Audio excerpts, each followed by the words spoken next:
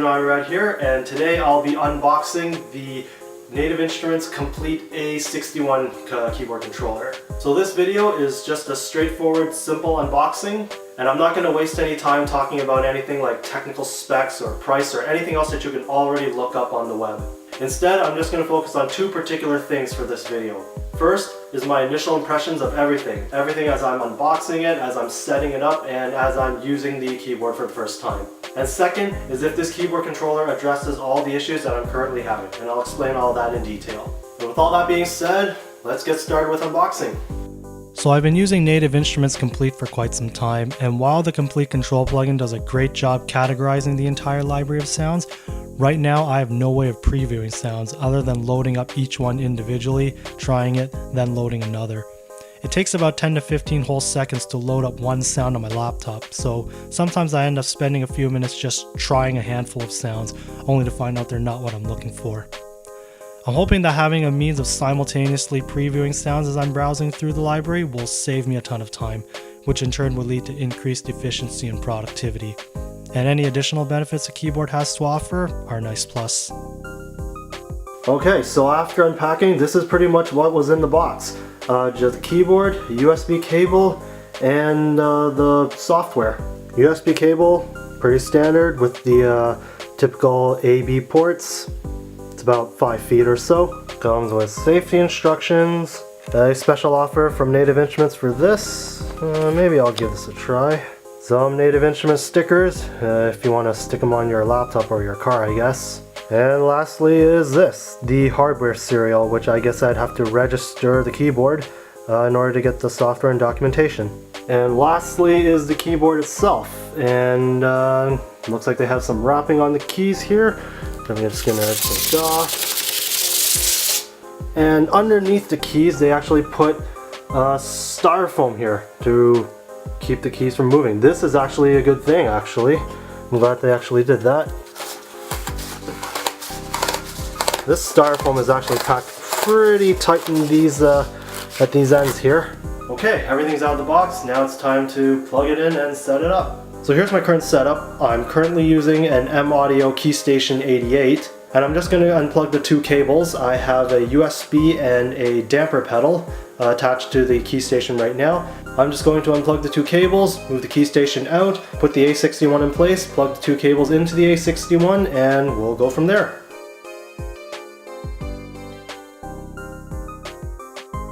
Okay, so my A61's in place. Now I need to get this up and running in Native Access. Okay, so I need to run Native Access to get everything set up and synced, so I'm going to do just that here. It's been a while since I've actually logged in, so I might have to go through a bit of a update phase here. Oh boy, so I have to, looks like my Native Access needs an update. Okay, I'm gonna have to log in here. Okay, so what I'm gonna do is I have a few things to install here, so I'm just going to update all my stuff right now.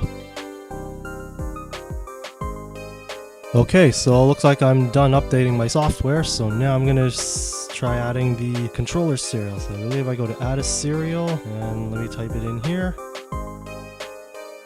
Okay, so now I'm adding serial. Okay, so it detected that it's the A61. Okay, so I did a refresh on my Native Access and these just suddenly popped up. So I believe these are the included software that comes with the A61s or any of the Komplete A series keyboards. So what the hey, I'll just install them, give them a try. Okay, done all those updates. That actually took me a long time. I had about 15 gigs worth of updates there. It took me over an hour. So when you do your updates, you may want to budget some time for doing that. And while I was waiting for the update, I went through the Native Instruments website to take a look at all the other things involved in installation. And it turns out that there's still a few more things that you have to do besides downloading the latest updates. So the next thing they suggested was actually updating the firmware. So I'm actually going to do that right now. And I actually already downloaded the file to install right here. So I'm actually going to unplug my A61 from my computer. Okay, And now I'm going to plug it back in. So now you start the firmware updater. Okay, newest firmware is 0.3, I have 0.2, so I'm going to update. Okay, firmware on my A61 is complete, so now just click finish, and I think that's it for updating the firmware. So the last thing to do, according to the instructions on the website, is to run Komplete Kontrol in standalone mode, so that way it can sync properly and have all the presets in place, which is the main thing that I'm looking to do here. So I'm going to run Komplete Kontrol here. Okay, and now the library is updating. Load a sound. Okay, so it's just giving me basic instructions. So I'll go through all this here at some point. Yeah, so when I was going through the website, there was actually a lot on the Native Instruments website, like a quick start guide where they actually walk you through step by step how to use all the different functions on the Komplete A series. There's also a documentation as well, so you can download a PDF. It's like a big manual. It's good for reference. Definitely, I'm going to go through the quick start guide at some point just to make sure that I pick up on every single thing that the Komplete A series can do. But I'm just going to dive right in and give it a try on my own and see if I can intuitively figure out all the different controls and functions on the A61. Okay, here we go. So I'm about to give the browser a test here for the first time. And then using the main wheel. Okay, so it goes through all the different instruments here. Let me pick something like synthy, like Contact. So I think I pushed the button. Alright, so that advances it, and now I'm on different types. And so it's scrolling through different types here. That's cool. I'll try a synth lead just to give it a shot. Now there's a subtype, there's classic mono and classic poly. I'll just select all. And modes, sample based, I'll just select all. Okay, nice. That's good. So as you turn the dial, you get a preview of the sound. Alright, it's kind of cool. Alright, I'll give this, so I think if I want to actually load the sound, I just push dirty saw lead. Alright, let's see. I'm going to give it a play now. Okay, so I hit a snag here. I wasn't getting any input. At first, when I was pressing the keys, I wasn't getting any sound. So I went to the settings here and then realized that you need to make sure that you have the MIDI settings done here. So you just need to make sure that your input has these here. I don't know which is exactly the one for input, but I just checked all of them. Now it works. And I did the same for output, even though I don't think it's necessary, but I just did. So now when I hit my keys, okay, so yeah, getting a nice sound there.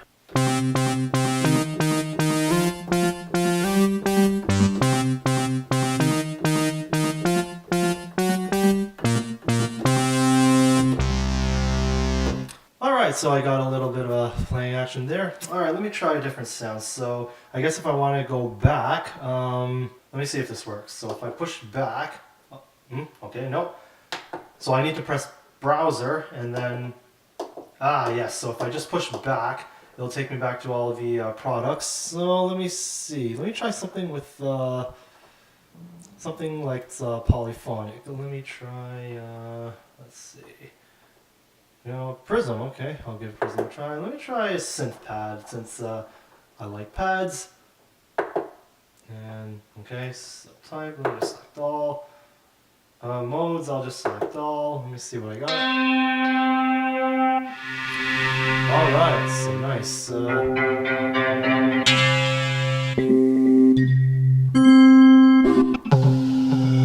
want something to bite. Something more textury, actually. Alright, this kind of works, I guess. Let me try. So let me. Oh, okay. So right now, when I hit the keys, I'm still on the previous sound that I was. In this case, it was on contacts. So you can't preview the sound that you selected on the browser using the keyboard. You only get the, all you get is whenever you hover over it here, you just get the preview on middle C. I mean, it's still very helpful, but I mean, it would have been cool if you could preview the actual sound by actually playing it on the keyboard. But instead, I'm still on the previous sound. But let me give this a try.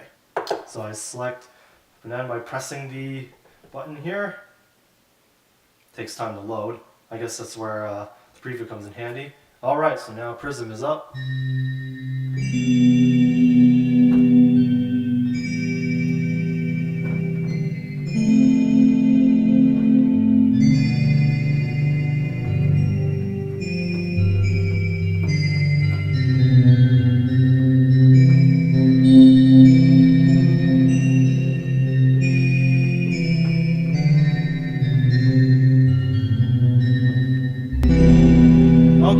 Alright, so there's that. Actually, from playing this, the keyboard is actually pretty nice. There's actually some heft to the keys. It's not one of the cheap clicky types. Compared to my M Audio key station, it doesn't make that much noise actually. It's quite soft to the touch. It's not weighted like a piano, but the action is pretty good for a keyboard controller, I have to say.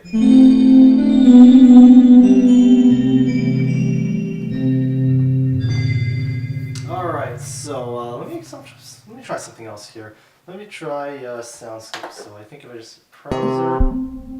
Oh no, let me go back in this case. Let me try a Soundscape here. Alright. Select all. Modes all. Alright.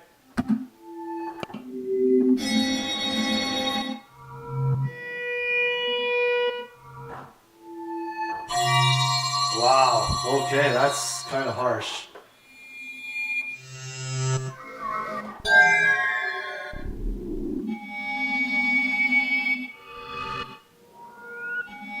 Alright, let me give this one a Time Traveler.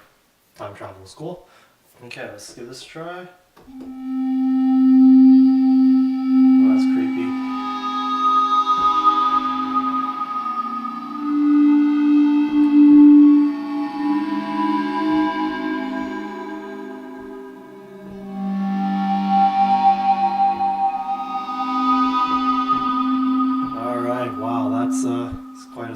It's quite a soundscape actually. Alright, so yeah, browser's pretty cool. Okay, let me try giving the knobs a try here. So, okay, let me try the knobs here. Okay. Oh, okay, so I can see the macro changing at the top. Good.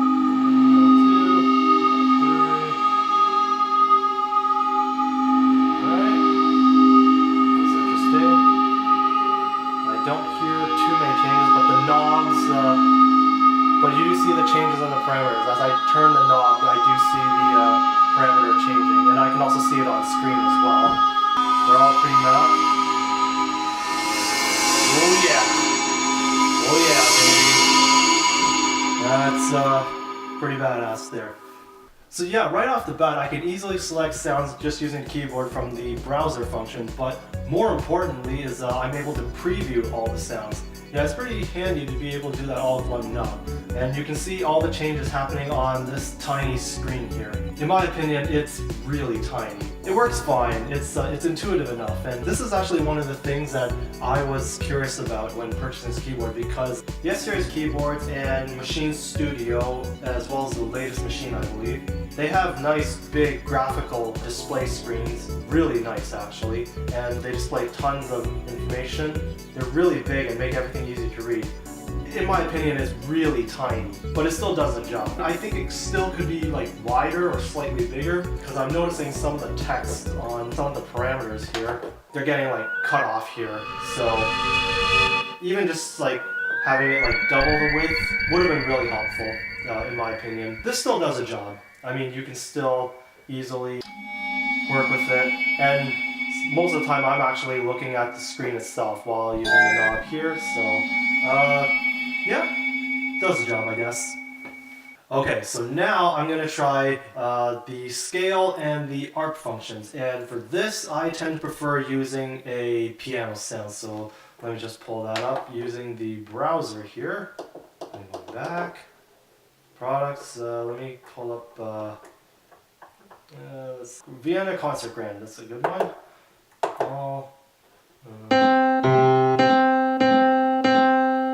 Alright, Vienna Grand with overtones, I'll select that. Okay, let's give this a shot. Whoa, hang on 1 second here. Something is up with my sustain pedal here. Okay, I'm back. So I actually had issues with my sustain pedal here. Initially, when I played a chord, it wasn't sustaining, or rather, it was like kind of reversed. So when I played a chord, it was sustained when the pedal wasn't depressed, which is the opposite of how a sustain pedal should work. I am aware that some sustain pedals by default have a reverse polarity, and they aren't always compatible right off the bat. Usually you can adjust the setting in the program. So I actually spent time looking up on the Native Instruments website and I couldn't really find a solution to this.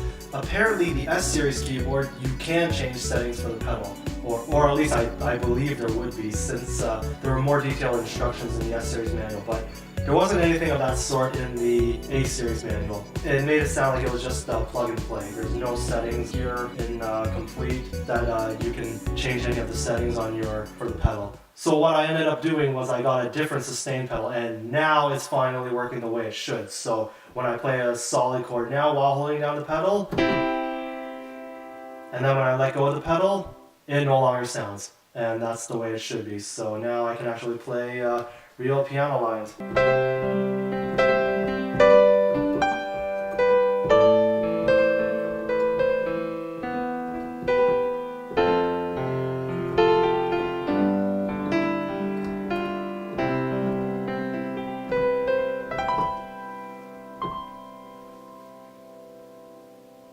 Oh man, am I out of practice. Now that I'm actually trying to play a piano style, it feels like the keys are really soft, so I'm not really getting the weight in the keys that I'm used to when playing piano type parts. It was actually a little hard to play. But anyways, I'm going to give the scale and the ARP settings a try, so let me try the scale.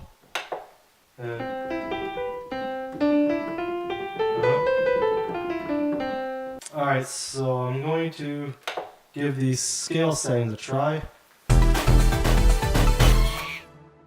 Okay, I just spent the past 10 minutes trying to figure out how exactly the scale and the ARP functions work. I had to read the manual, so I wouldn't say this is the most intuitive functionality here. Here's how it works. So to activate the scale functions, you would just press the buttons. So right now, if I just play a chromatic scale, you get the regular chromatic scale as expected. But when I turn on the scale mode, everything there was a C major scale there, and no matter which black keys you play, they'll play something within the C major scale. So when you want to make edits to any of these scale functions, you have to press Shift and Scale, and then from there you can actually adjust the knobs here. All 8 of these knobs are touch sensitive, so you can just touch the knob at the top, and then you can see what parameter the knobs will change. So you can see here the root note is C, so let's say I wanted to change this up and change it to, oh I don't know, E. There you go. And bank, I don't know what that is. So type, let's say I wanted to play an E minor scale, and so I'm guessing now no matter what keys I play, it's going to be in the E minor scale.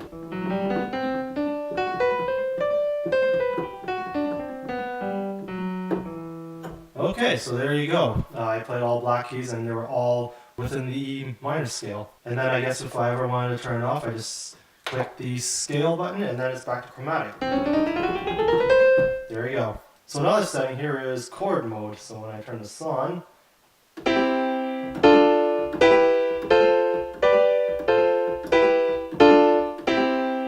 alright, so playing a single note gives me chords here.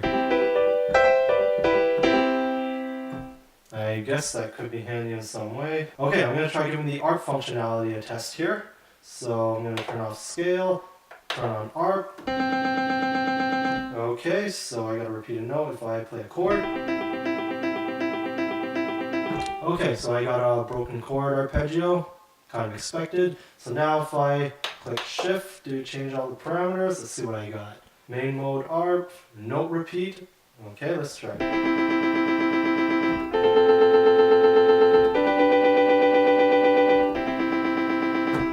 Okay, so that just switches between a note repeat and an arc function. That could be useful for things like throbbing bass lines. So main type up, rhythm rate. Ooh, this should be fun. So let me use the 16th.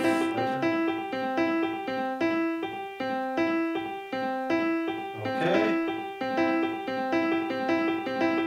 So I can increase the speed here.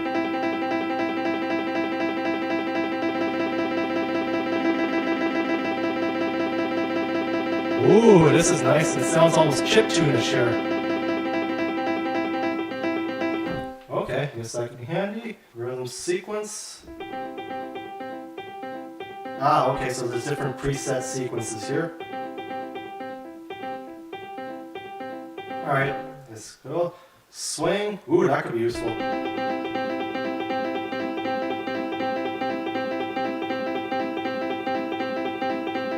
Okay, swing's useful.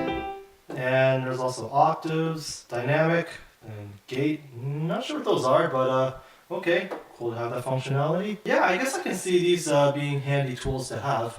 I personally have no real need for these two functions, but for those who don't have a piano background, or even just for like experimenting, I can see where these functions can be handy or useful. Before moving forward, I'll just briefly give these here a try. There's an octave up and an octave down button, so...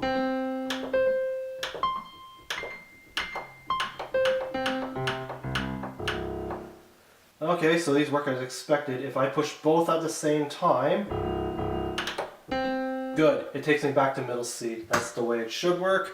So now there's a mod and a pitch wheel. Okay, so they don't work for the piano. Let me try pulling up a different sound here. Let me see what we got. Okay, I'll try scanner.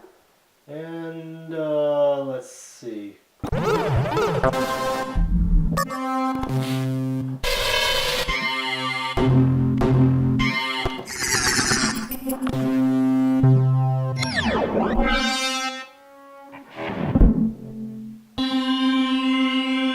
This is kind of cool. Let me try this. Okay, so we got bubble spectre up. So let me try giving the mod wheel a try. Okay, that's kind of cool. So as I'm moving the mod wheel up, you can see when the parameters change on the screen. You can hear it too. Alright, so now let me try doing the pitch wheel.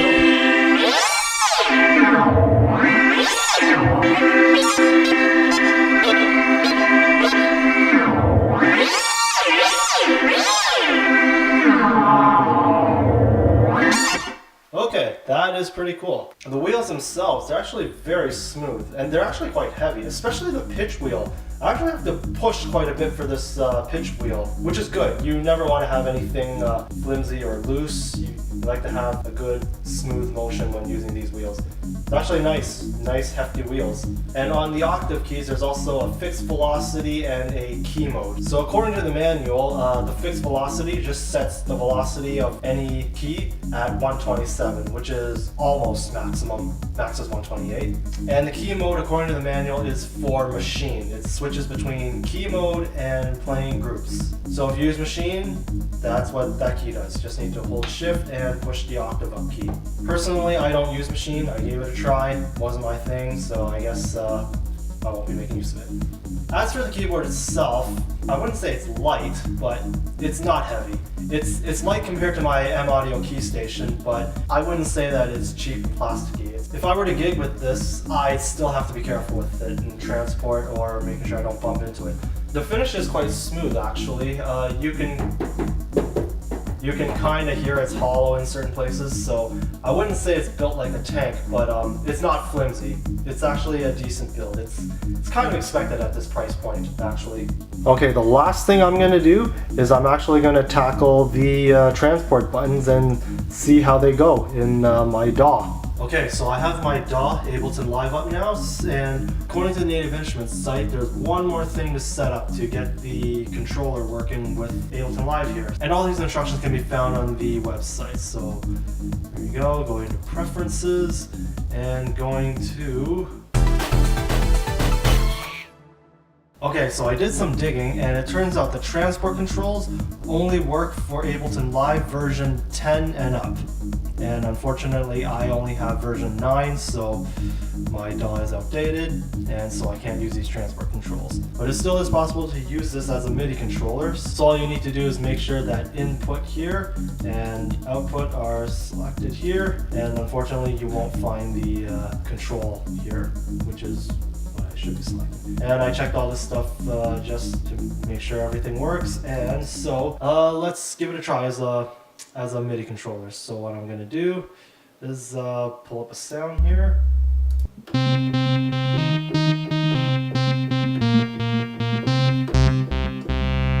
Okay, so works as a MIDI controller. Now let me pull up a sound using Komplete Kontrol and see how that goes. And this is actually the main reason I got the controller. So the A61 already picked up that that control's on, so I can just push browser, and it seems to work the same as it worked in standalone mode. So let's see, I'll pull up an FM8 here, and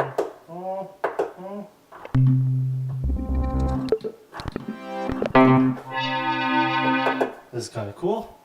Alright, so let me play this around.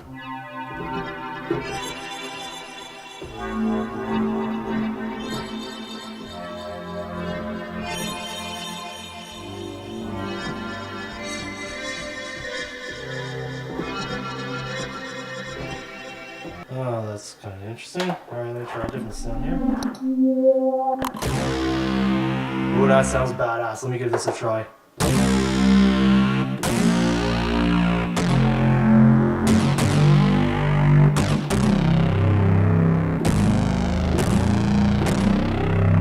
Yeah, so right off the bat, I can easily browse and preview sounds from Komplete, which is the main reason I got this. It's great when things work the way they should.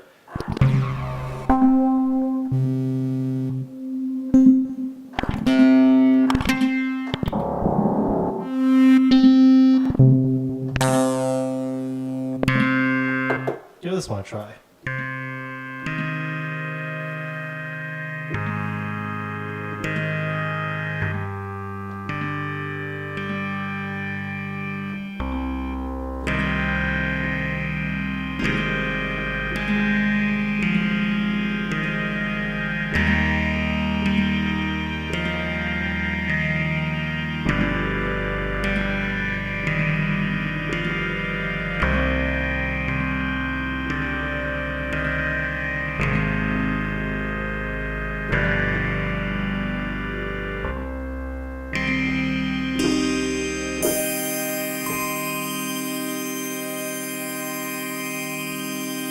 That's cool. So one thing I just realized that I haven't tried is how this works with drums. So let me try pulling up a drum sound now using the browser. I'm gonna go to battery actually, and let's see how this goes. Okay, I want to see how you can preview drums and battery, so I'm gonna try types and modes all, and what do I got?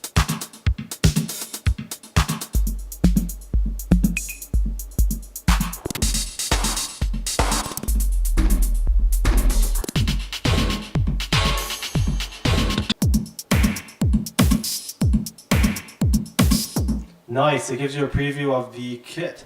It's much better to preview this way to hear a clip of the drum kit than to take the time to load the kit and then fiddle around with the sounds in the hopes that it's the kit that you're looking for. This is a much better, faster way of previewing. Good stuff. Yeah, so all in all, this is great. It's great to browse my sounds and to preview them. Previewing being the key to all of this, because that's the main functionality I wanted to have with this keyboard. It seems to do exactly what I'm looking for. I can browse all the sounds and preview them at the same time, instead of having to load each and every one of these just to hear what they sound like. This will save me a ton of time, and in that regard, this keyboard does address the issue that I was having. It would be really nice for me to use these transport controls, but then again, that's more of an issue with my DAW than the keyboard itself. So maybe if I ever update to version 10 and up, I could revisit this and give the transport controls a try again. And personally, I kind of wish that they had an 88 key version of this keyboard, since I like having all 88 keys to make me feel like I can play piano parts and such. But all in all, this controller is great, and it seems to be what I've been looking for. So that's pretty much this review. Overall, this is a really solid controller. It pretty much addresses all the issues that I had with my Komplete, now that I can easily browse and preview all the sounds in one convenient way. As far as first impressions go, I wouldn't say that this keyboard is perfect. As you saw, I ran into a few issues with the sustain pedal, and the scale and arc functions weren't exactly intuitive to me right off the bat. Thankfully, I was able to look it up with the many resources found on the Native Instruments site. I know most people these days don't read instruction manuals or quick start guides, but if you encounter any issues, best to check out the Native Instruments site. But all in all, this is a very solid keyboard controller at its price. I would highly recommend this for anybody who uses Komplete but may not have the budget for an S-Series keyboard. If you don't use Komplete, this is still a solid keyboard controller, although you're probably better off looking to a different keyboard controller considering that this one is primarily geared towards people who use Komplete. If you want to use the transport functions in Ableton Live, make sure you're using version 10. And that pretty much wraps it up for me. I'm hoping that whatever issues that I encountered and was able to resolve may help you as well. Thanks very much for watching this video. If you found it helpful, would really appreciate it if you could give it a like. And please feel free to subscribe. This is Tsunami Red, signing off.